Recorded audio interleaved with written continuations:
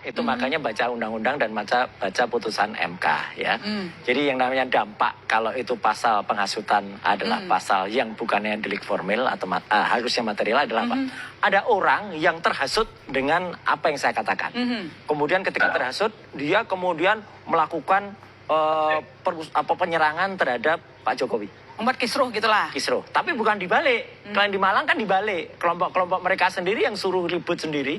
Ya ini pola lama ini. Pola-pola yang udah dikenal. Senyum kita gitu. Nah, jadi itu nggak tepat gitu loh. Jadi kebalik. Yang di Malang tuh kebalik. Maka tadi polisi juga ketawa aja. Ini kebalik Pak yang di sana ada. Lah iya harusnya kebalik. Yang kedua. Ketika kemudian di Solo. Oke. Pertanyaan saya adalah. Pak ada bukti nggak saya ada di Solo? Nggak ada Pak Roy. Ya udah selesai. Jadi kalau Solo salah ditanyakan ke saya. Mas Ade gimana? Tidak ada yang terhasut kok dengan apa yang dilakukan oleh Mas Roy CS. Mungkin kan yang lain terserah. Silakan. Jadi memang betul Bang Roy tidak berada di Solo. Iya. Semua meyakini itu Bang Roy.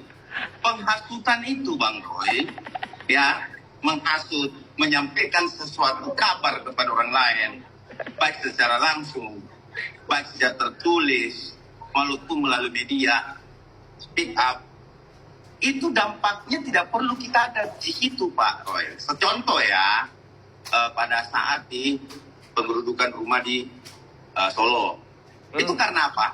Karena adanya ujaran-ujaran atau ungkapan-ungkapan yang disampaikan Mas Roy di beberapa media kan. Dan itu dampaknya. Ini salah lagi. Dan ingat Bang Roy ngomong, sebentar, saya masih ada datanya dan itu kita juga serahkan kepada kepolisian. Bang Roy mengatakan di Kompas ya, ini sekarang TPWO sudah menuju ke rumah Bapak Jokowi Widodo di Solo. Saya sekarang berada di UGM. Kan itu jejak digital loh Mas ya. Ini bukan aku yang ngomong, tapi itu jejak digital yang ada saat kami melihat itu. Bang Roy memastikan bahwa tim TPUA sudah berada di Solo, gitu loh.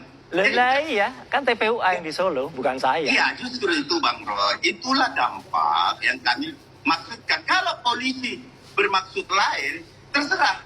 Atau Bang Roy juga bermaksud lain, itu adalah teknis penyidikan.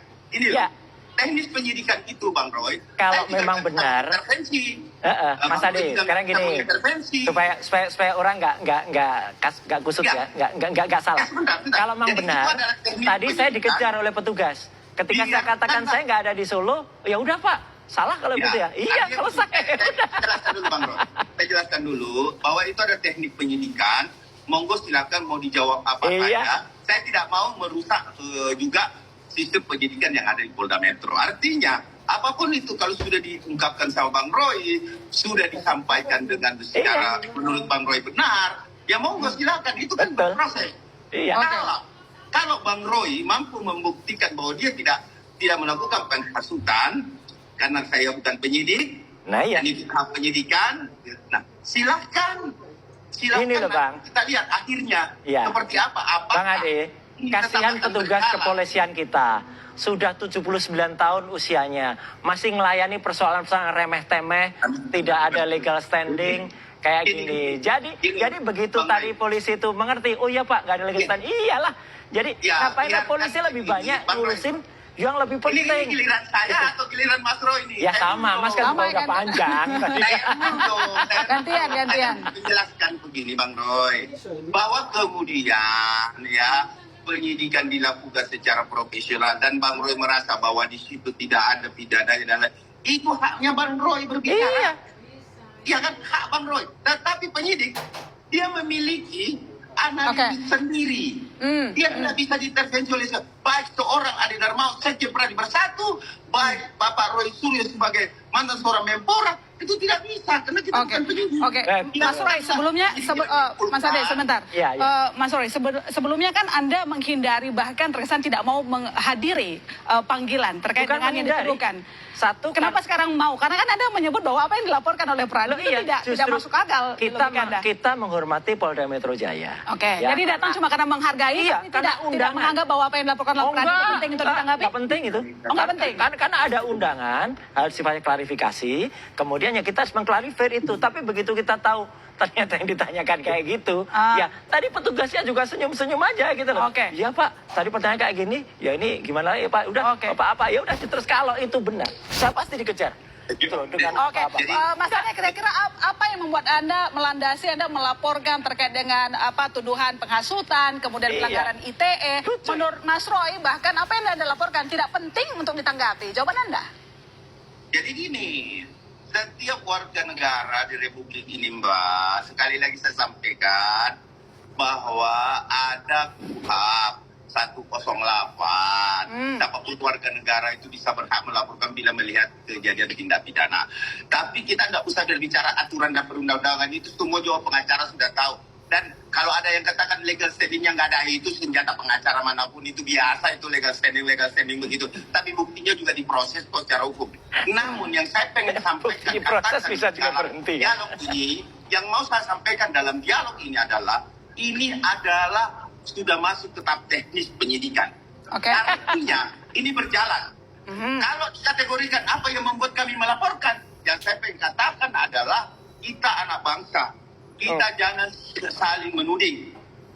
Kalau belum ada bukti, kita tidak boleh menjustifikasi seseorang menjadi palsu yang menimbulkan kegaduhan. Karena Bapak Insinyur Joko Widodo juga adalah seorang presiden berkuasa 2 periode. Ya tentu dia punya pendukung, Mbak. Ini apaan lagi gitu. Termasuk kami juga mencintai Bapak Insinyur Joko Widodo. Dampaknya apa kepada Pradi Bersatu? Bukan Pradi Bersatu, advokat public defender. Itu apalagi itu public defender. Kami butuh sebentar Mas Roy. Nanti dikejar lagi itu. Memang untuk melaporkan hal-hal seperti ini. Kenapa tidak mau ada kegaduhan? Kami tidak mau, Bang Roy. Kalau kami tidak laporkan ini ke polisi, Bang Roy, yang saya takutkan, Bang Roy jalan tengah malam, kalau ketemu orang yang mencintai, ini contoh nih. Kalau ketemu orang yang mencintai betul-betul Pak Jokowi, terus Bapak disenggol dan diapa-apain. Ya nggak mungkin, ini salah. Yang ada di Malang tuh kita tahu siapa orang-orangnya. Saya sampaikan ilustrasi, bukan kepastian, Pak. Iya. Jadi ini malah nggak benar.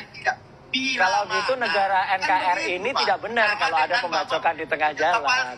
Oh, jasanya palsu. Begana. Tapi Bapak sendiri tidak pernah.